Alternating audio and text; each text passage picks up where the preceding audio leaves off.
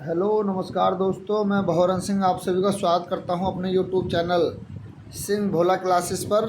और मैं आज आपके सामने भारत की जो जलवायु है ये चैप्टर लेकर आया हूं। इसमें जो महत्वपूर्ण मोस्ट टॉपिक हैं वो इसमें है, तो इसको आप बड़े ध्यान से देखेंगे। यहाँ से एग्ज़ाम में क्वेश्चन बनते हैं। देखिए, जलवायु।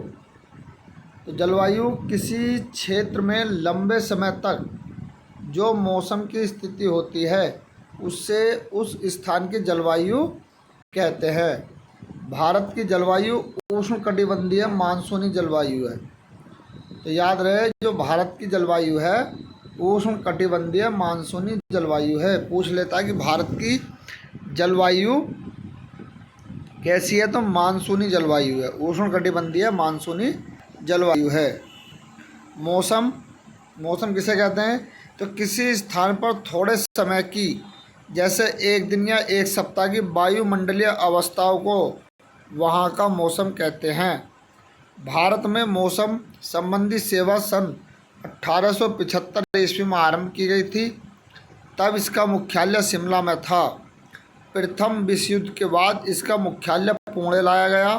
अब भारत के मौसम संबंधी मानचित्र वहीं से प्रकाशित होते हैं। तो याद रहे कि मौसम संबंधी जो मानचित्र कहाँ से प्रकाशित होते हैं, तो पुणे से। पुणे कहाँ है, महाराष्ट्र में।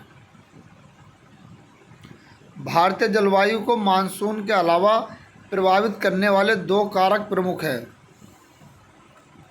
उत्तर में हिमालय पर्वत, इसकी उपस्थिति के कारण मध्य एशिया में आने वाली शीतल हवाएं भारत में नहीं आ पाती हैं।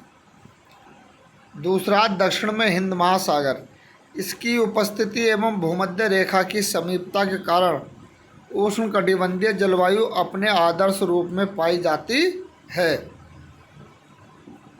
मानसूनी पवनों द्वारा समय समय पर अपनी दिशा पूर्णतः बदल लेने के कारण भारत में निम्न चार ऋतु चक्रवत पाई जाती हैं।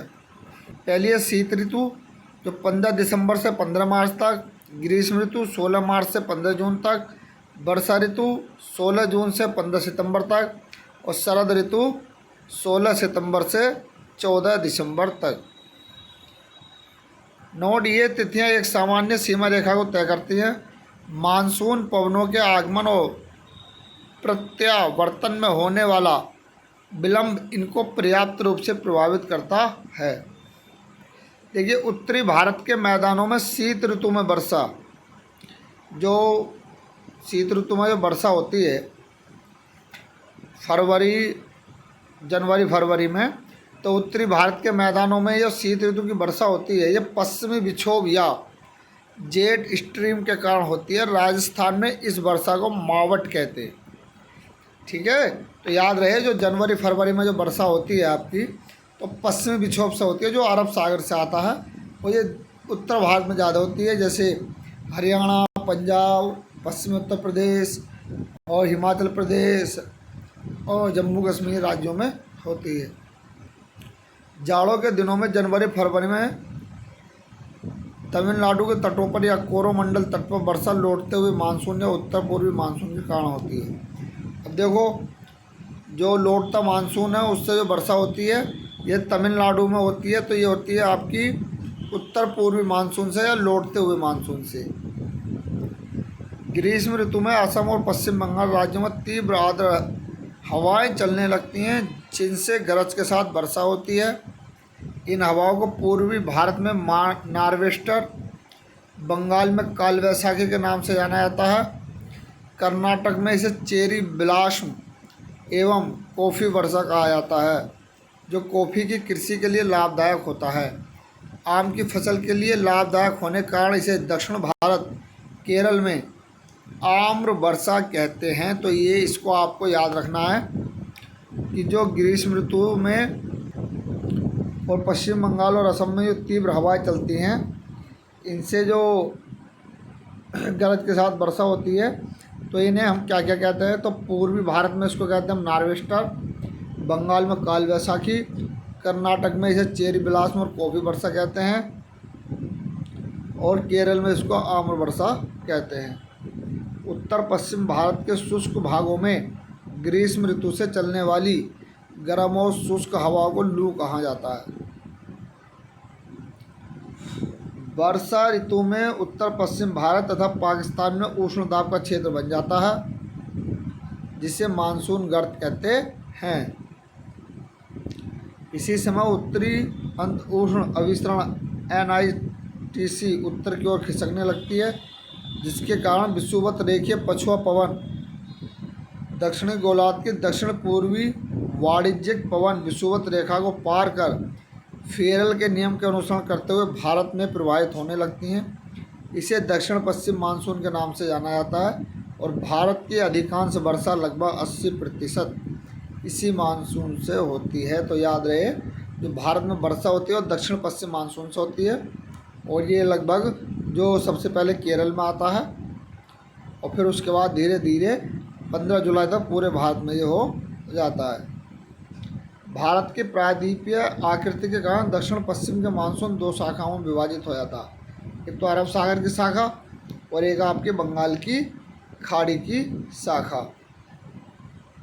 तो अरब सागर शाखा का मानसून सबसे पहले भारत के केरल राज्य जून के प्रथम सप्ताह में आता है।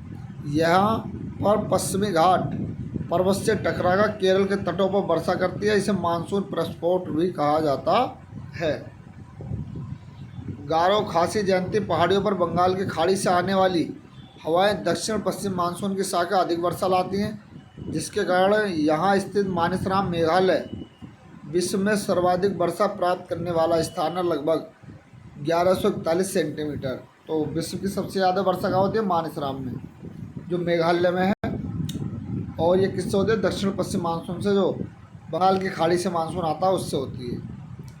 मानसून की अरब सागर शाखा तुलनात्मक रूप से अधिक शक्तिशाली होती है। दक्षिण पश्चिम मानसून द्वारा लाए कुल आर्द्रता का 65% भाग अरब सागर से 35% भाग बंगाल की खाड़ी से आता है। अरब सागरीय मानसून की एक शाखा सिंध नदी के डेल्टा क्षेत्र से आगे बढ़कर राजस्थान के मरुस्थल से होती हुई सीधे हिमालय पर्वत से जहाँ टकराती है, वहाँ धर्मशाला के निकट अधिक वर्षा करती है। राजस्थान में इसके मार्ग में अवरोध न होने के कारण वर्षा का अभाव पाया जाता है, क्योंकि अरावली पर्वत माला इसके समांतर पड़ती है।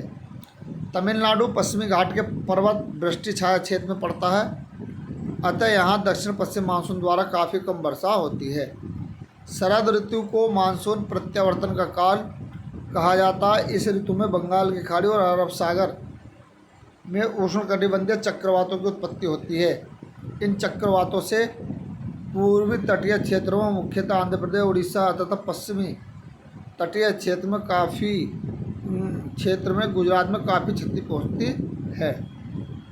तो ये था दोस्तों आज भारत का जो जलवायु थी उससे संबंधित यहाँ से कुछ